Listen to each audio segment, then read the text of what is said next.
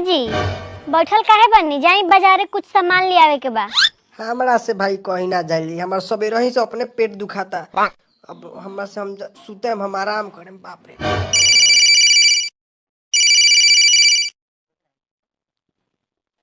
Hello दीदिया, हम आइल बनी तनी बाजार शॉपिंग करे।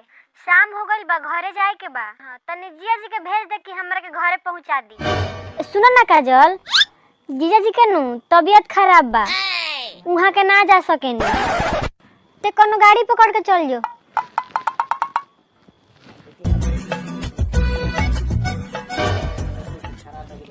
ई का रार पेट नु खराब रहल आ पेट दर्द करत रहल।